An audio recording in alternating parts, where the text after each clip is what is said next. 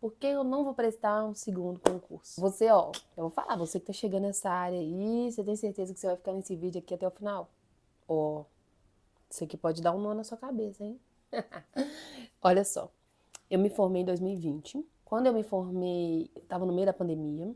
E aí eu fiquei sem trabalhar até 2022. Em 2022 eu consegui um cargo como professora no Fundamental. Eu assumi essa turma, foi uma turma que eu passei por algumas dificuldades ali, mas eu fui, né, meu sonho, me dediquei bastante. E aí em 2023, a Prefeitura de Belo Horizonte saiu o edital, eu passei no concurso. Em 2024, na segunda chamada do concurso, eles me chamaram. Aquilo ali era um sonho, gente, um sonho de toda pessoa, de todo professor que daqui da minha região é passar na Prefeitura de Belo Horizonte, que é uma prefeitura grande, né? E para mim foi, né, um sonho realizado. Muita gente fala, né, Bárbara, você tá reclamando da educação? Poxa, você tem 2 férias no ano, você tem recesso.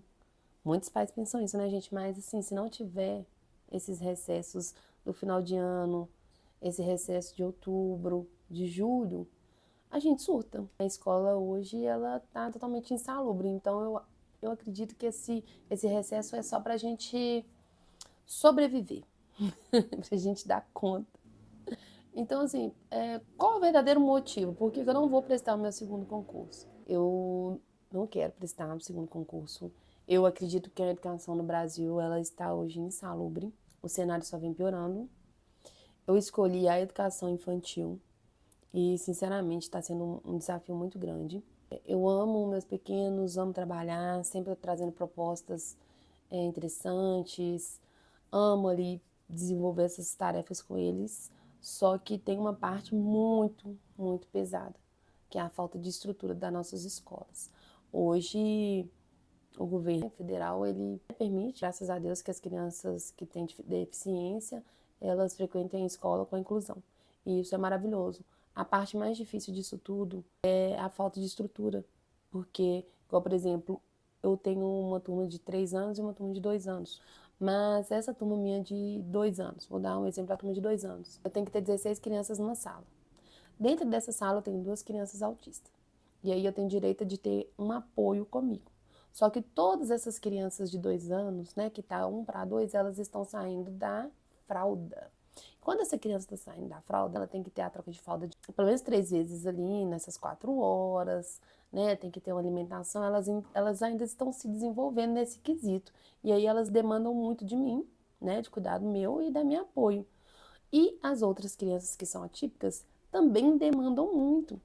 E a pior parte é quando elas estão em crise e elas agridem as outras crianças e a gente tenta trazer coisas assim diferenciadas para elas, mas muitas vezes a gente não dá conta porque a sala é muito cheia, então tem barulho, grito, é escola, então ela se desregula.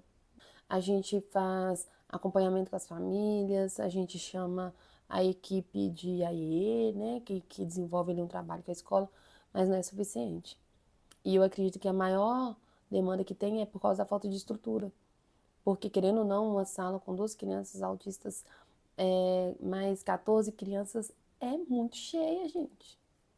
É muito cheia. Aí, quando passa para a minha turma de 3 anos, que também tem 2 crianças atípicas, fora outras que estão ainda esperando o laudo da, da saúde, né? Porque é público, demora um pouco, são 20 crianças.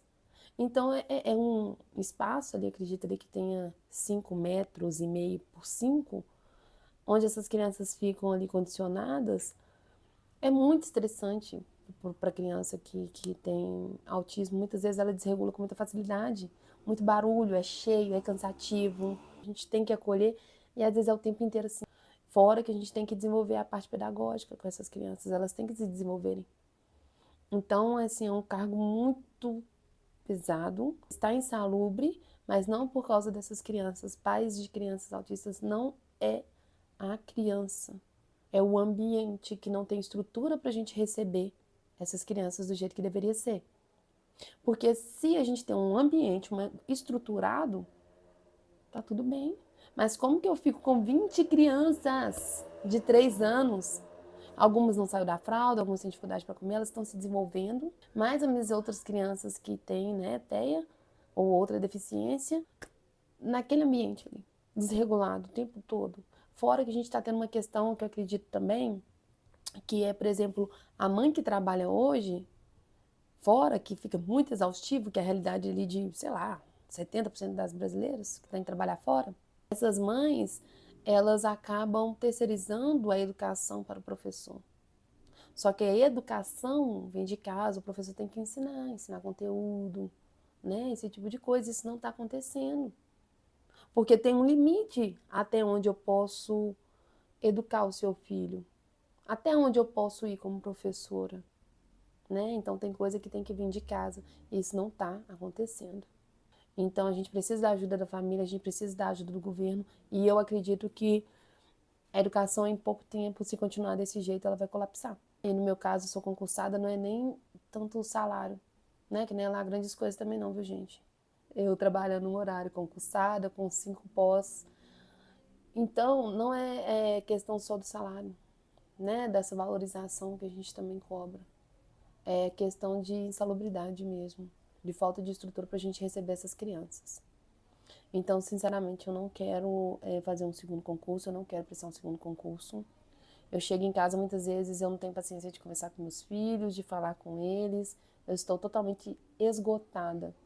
E aí, quando essa educação colapsar, eu não quero estar sentada esperando isso acontecer. Eu preciso fazer alguma coisa para ter minha renda, ter um novo caminho, seguir um novo caminho. E é muito triste, porque foi um sonho desde pequena. Eu sempre sonhei ser professora. E aí, quando realmente eu alcanço o máximo ali, nossa, agora eu consegui. Aí meu mundo cai, sabe? Então a gente precisa ter essa reflexão sobre educação, a gente precisa falar sobre educação. Porque é uma realidade que não vai ter como fugir. Se a gente não começar a enxergar o professor com outros olhos, a educação com outros olhos, se a gente não começar a dar estrutura para esses professores, a educação vai colapsar. E aí todo mundo vai perder. Então, assim, professor, você que está começando agora, segue o seu sonho, viva a sua experiência. Cada um é cada um. Essa é a minha história, a minha vivência. Viva a sua realidade, o seu sonho. E assim, de coração, eu quero muito que a educação seja valorizada. Mas, do jeito que está indo, eu não acredito que vai acontecer. Eu tenho 35 anos e eu acredito que eu posso trilhar um novo caminho aí, né? Por causa da minha saúde mental mesmo. Então, o meu motivo de não realizar um novo concurso para educação é esse, tá? Um abraço, até a próxima. Caminhamos juntos aí. Com Deus.